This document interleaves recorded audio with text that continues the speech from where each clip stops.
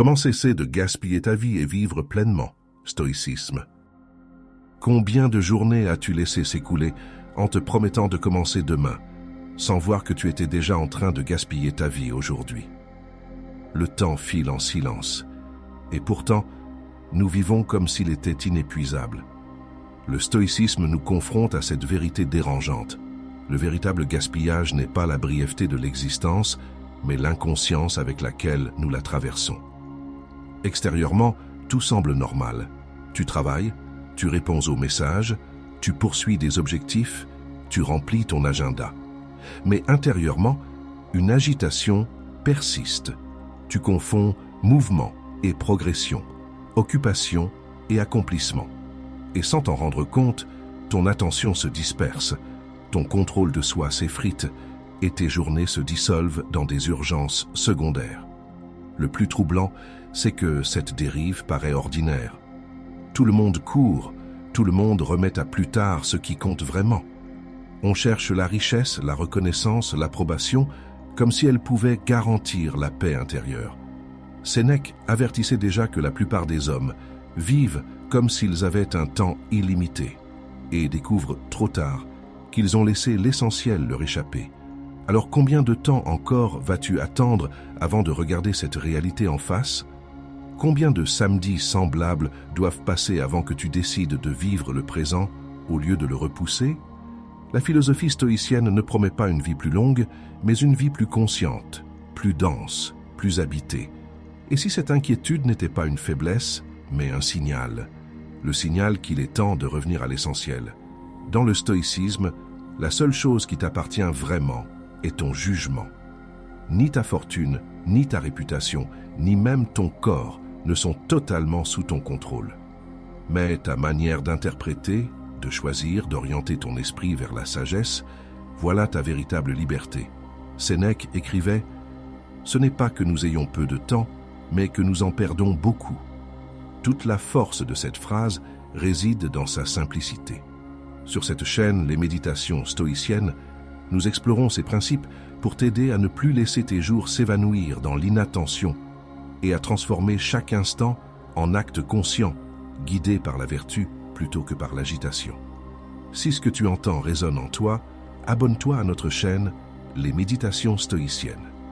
Laisse-nous un like sous cette vidéo et partage en commentaire la décision concrète que tu prends aujourd'hui pour ne plus gaspiller ton temps.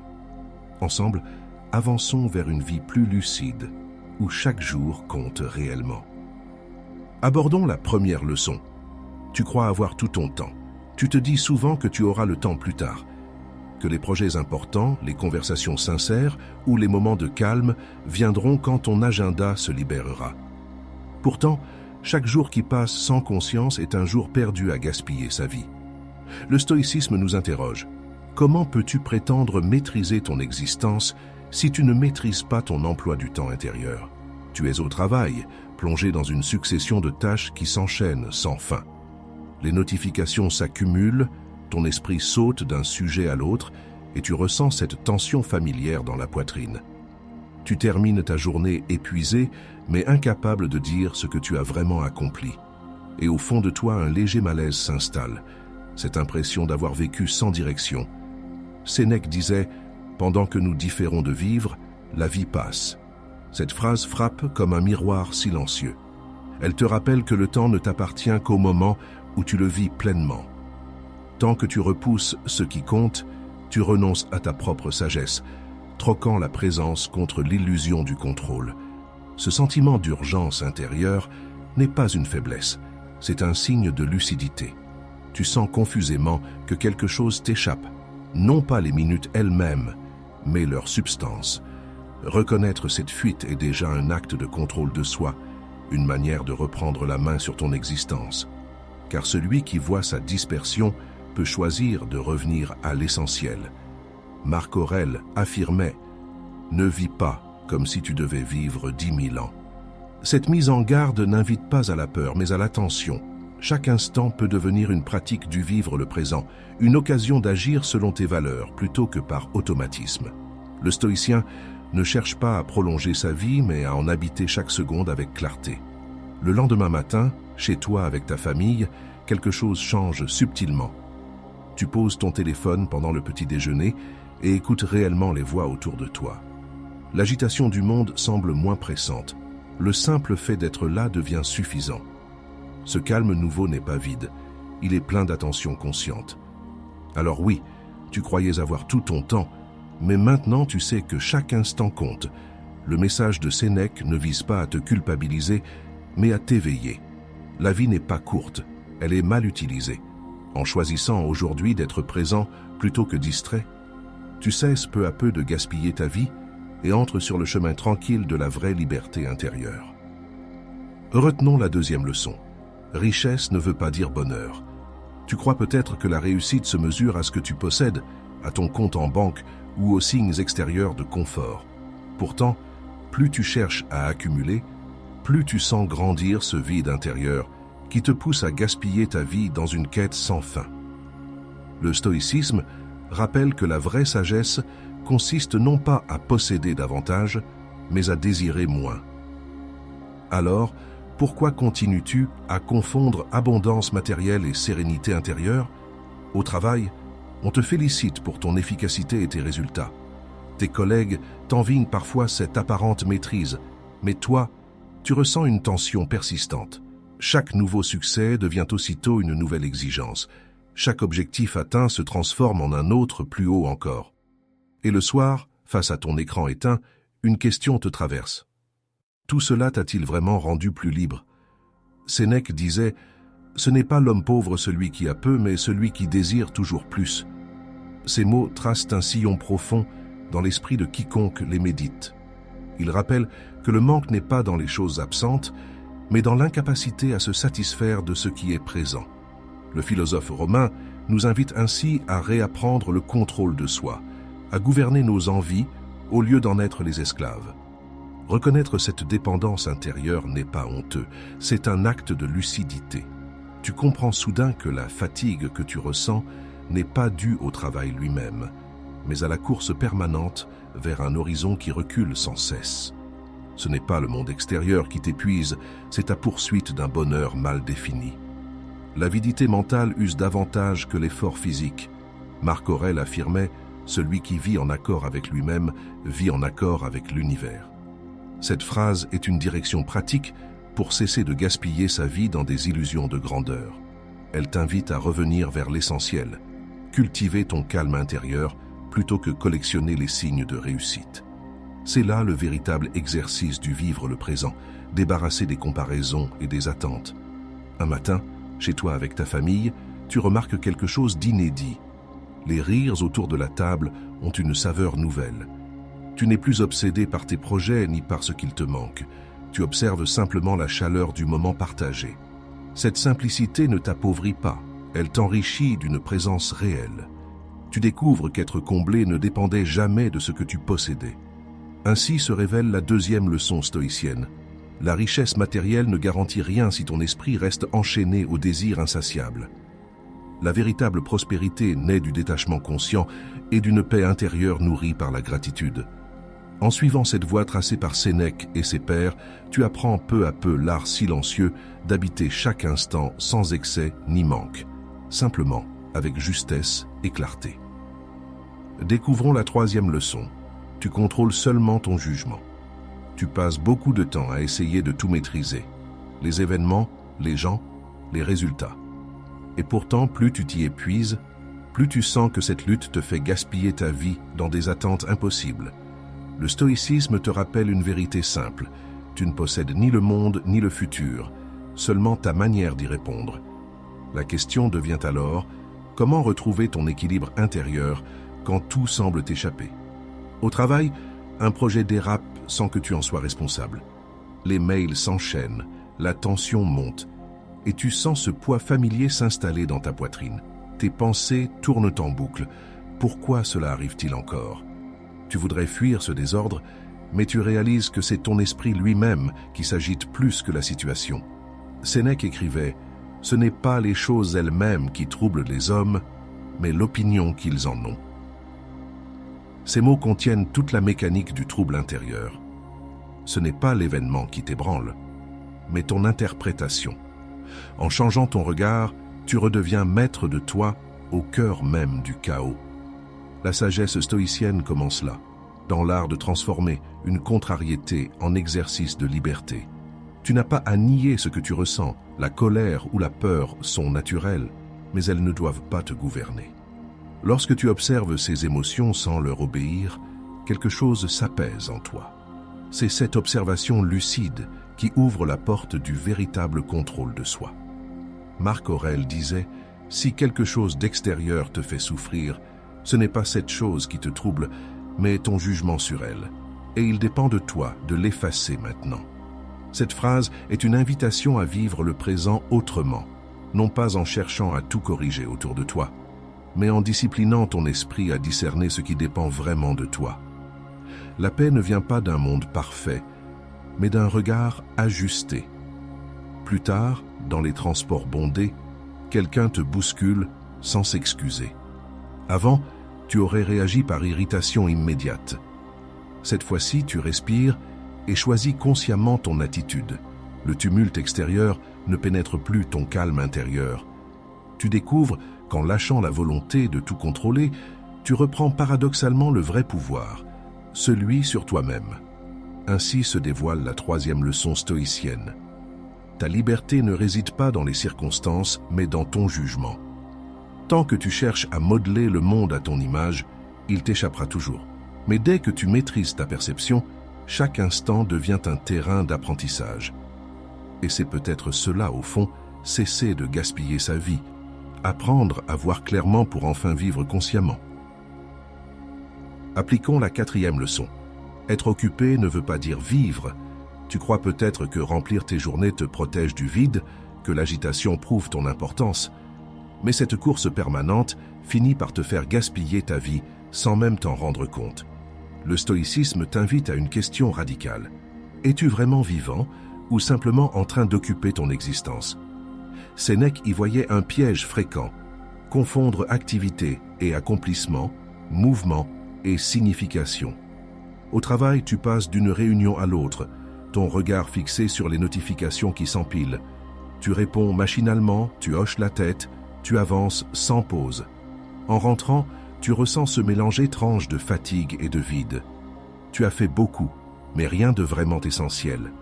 C'est exactement ce moment où l'on réalise que le tumulte extérieur a pris le dessus sur la conscience intérieure. Sénèque disait « La vie entière s'égare chez ceux qui courent après des occupations étrangères à leur nature. » Il ne condamne pas l'action, mais l'oubli de soi qu'elle engendre lorsqu'elle n'a plus de sens. Le philosophe romain rappelle que le véritable art de vivre réside dans la direction donnée à nos actes. Sans orientation claire, le mouvement devient fuite déguisée. Il est normal d'avoir peur du silence ou de l'inactivité. Ils nous confrontent à nous-mêmes. Pourtant, c'est dans ces moments suspendus que naît la lucidité. Lorsque tu oses t'arrêter un instant, ton esprit retrouve sa clarté naturelle. Ce n'est pas le manque d'activité qui éteint la vitalité, c'est l'absence d'intention consciente derrière tes gestes. Marc Aurèle enseignait « Quoi que tu fasses, fais-le comme si c'était la dernière chose de ta vie. » Cette phrase n'exige pas la précipitation, mais une présence totale. Elle invite à exercer ton contrôle de soi, à orienter chaque action vers une valeur plutôt qu'un automatisme.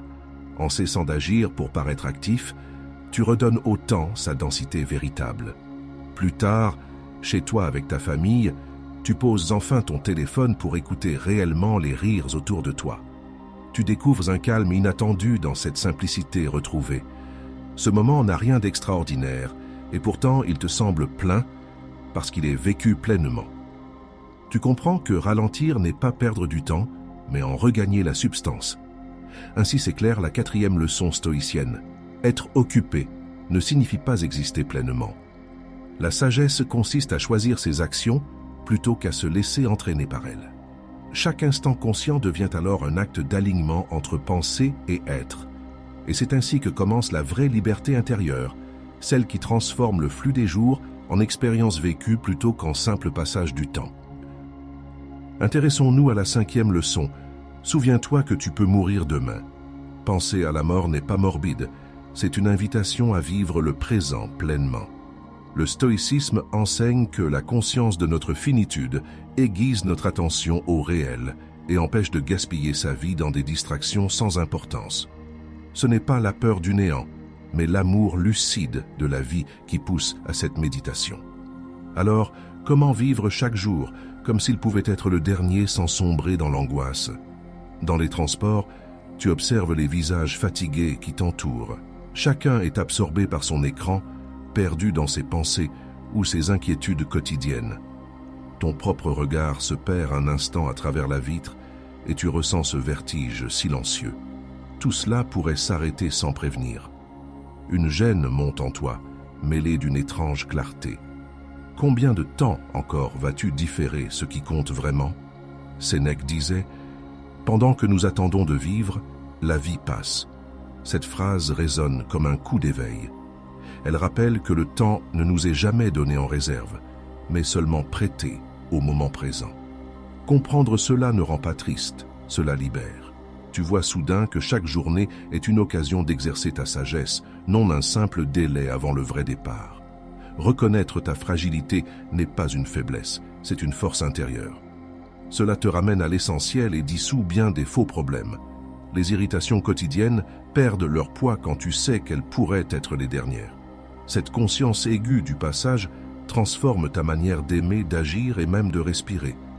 Marc Aurèle enseignait « Tu pourrais quitter la vie à tout moment. Apprends donc à vivre chaque instant comme s'il était le dernier. » Voilà le cœur de cette pratique. Développer un contrôle de soi profond face à l'imprévisible. Il ne s'agit pas de craindre la fin, mais de choisir consciemment comment employer ce qui reste. En acceptant cette vérité simple, ton rapport au monde devient plus calme et plus juste. Plus tard, au travail, tu ressens différemment les mêmes gestes routiniers. Tu écoutes avec attention ce collègue que tu avais tendance à ignorer, tu termines ton projet sans agitation inutile. Le stress semble se dissoudre dans une évidence nouvelle. Rien n'est garanti, donc tout mérite ta présence entière. Ce changement subtil redonne du sens même aux tâches ordinaires. Ainsi se conclut cette 5e leçon stoïcienne. Se souvenir que l'on peut mourir demain n'enlève rien à la vie, cela lui restitue sa densité véritable. Cesser de fuir cette pensée, c'est apprendre enfin à exister pleinement aujourd'hui. Et dans cette lucidité tranquille, commence l'art authentique du vivre le présent, celui où chaque souffle devient un acte conscient de gratitude et d'équilibre intérieur. Étudions la 6e leçon. Vise ici et maintenant. Tu passes tant de temps à te souvenir du passé ou à anticiper ce qui pourrait arriver que tu oublies de vivre le présent. Ton esprit s'éparpille dans 1000 directions, incapable de goûter l'instant où tout se joue réellement. Le stoïcisme nous rappelle que le seul moment qui t'appartient vraiment, c'est celui que tu habites consciemment.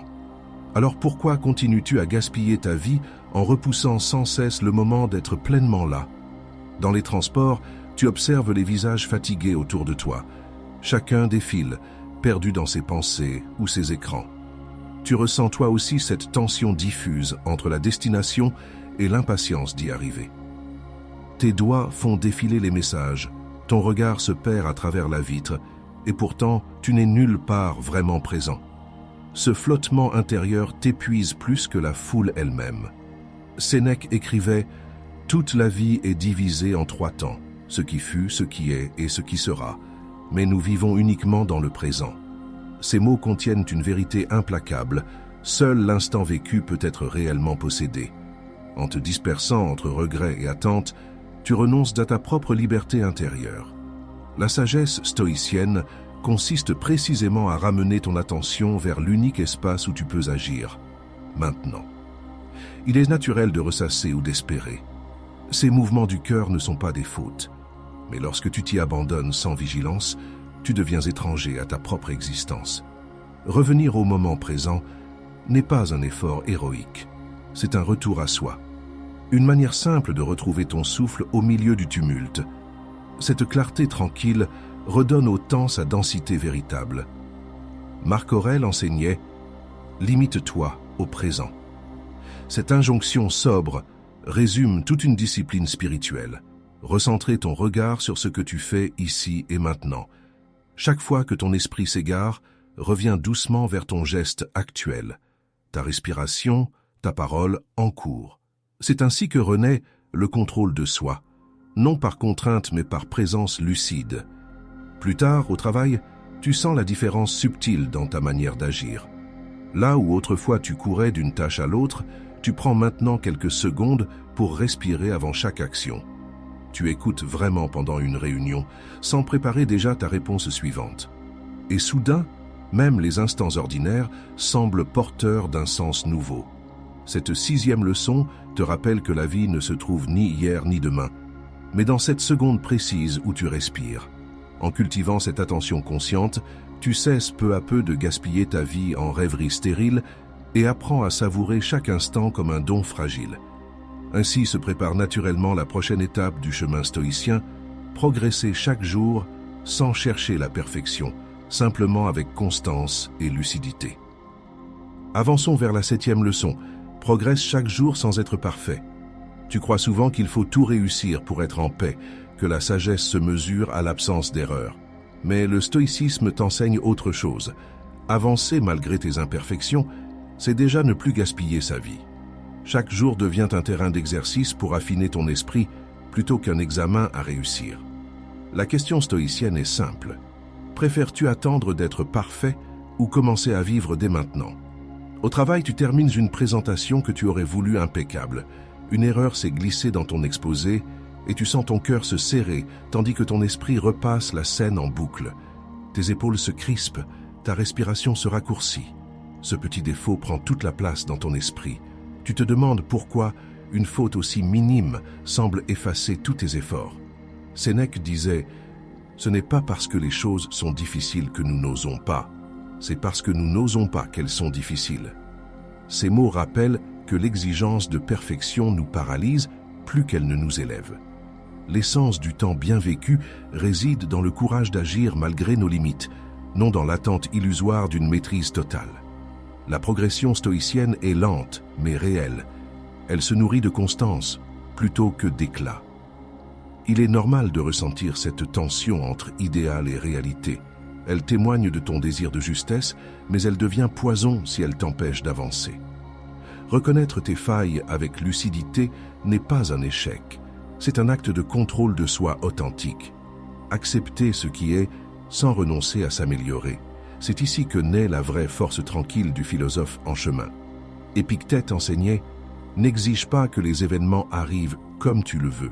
Souhaite qu'ils arrivent comme ils arrivent et tu seras heureux. » Cette attitude pratique libère du poids des attentes irréalistes et recentre sur ce qui dépend vraiment de toi.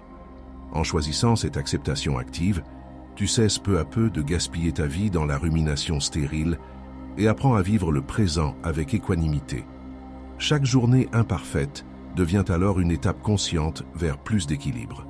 Plus tard, chez toi avec ta famille, tu ris de tes maladresses au lieu de t'en vouloir. Ce rire sincère te montre que la bienveillance envers toi-même ouvre la porte à une paix durable. Tu écoutes les autres sans te juger en silence, simplement attentif à ce moment partagé. Ce calme nouveau n'est pas une faiblesse, c'est la marque visible d'un progrès intérieur. Ainsi s'achève cette 7e leçon stoïcienne. Avancer sans rechercher la perfection, c'est honorer chaque instant comme un maître discret. Le chemin compte plus que l'arrivée car il façonne ton regard sur le monde et sur toi-même. En suivant cet enseignement transmis par Sénèque et ses pairs, tu découvres qu'apprendre à tomber fait déjà partie de l'art de se relever. Et demain encore, tu continueras, non pour être parfait, mais pour être pleinement vivant. Tu as parcouru tout le chemin du stoïcisme, de la confusion initiale à la lucidité retrouvée. En observant ton rapport au temps, tu as compris que gaspiller sa vie ne vient pas d'un manque d'occasion, mais d'un manque de présence. Les épreuves t'ont appris à distinguer ce qui dépend de toi de ce qui t'échappe, à transformer la fuite en attention et l'agitation en calme intérieur. Cette discipline douce du regard a nourri ta sagesse, affinant ton discernement face aux illusions du monde. Désormais, chaque instant vécu consciemment devient un acte de liberté, une manière silencieuse d'honorer le temps sans le posséder. De cette transformation naît une réalité nouvelle, celle d'un esprit plus stable, ancré dans la vertu et le contrôle de soi. Tu n'as plus besoin de courir après ce qui fuit, car tu as découvert que la paix vient de l'intérieur. Comme le rappelait Sénèque, ce n'est pas que nous ayons peu de temps, mais que nous en perdons beaucoup. Ces mots résonnent comme une boussole dans le tumulte moderne. Chaque minute utilisée avec conscience est déjà une victoire sur l'inconscience. En pratiquant cet art sobre du vivre le présent, tu cultives la sérénité durable que rien d'extérieur ne peut troubler. Sur cette chaîne, les méditations stoïciennes, nous formons une communauté guidée par ce même désir d'équilibre et de clarté. T'abonner n'est pas un simple geste numérique, c'est un engagement tranquille sur la voie du progrès intérieur. Laisser un like ou un commentaire devient alors un acte de bienveillance partagée, une manière d'entretenir ensemble cette flamme discrète de la raison et du cœur. Ensemble, nous apprenons à ne plus gaspiller notre vie, à exercer chaque jour notre contrôle de soi et à redonner au présent toute sa valeur vivante. Souviens-toi, la sagesse n'est pas une destination, mais une pratique quotidienne. Vis selon les enseignements du stoïcisme, avec patience et lucidité, et laisse chaque journée te rapprocher d'une paix plus claire. Car celui qui veille sur son esprit ne perd jamais son temps. Il apprend simplement à vivre vraiment.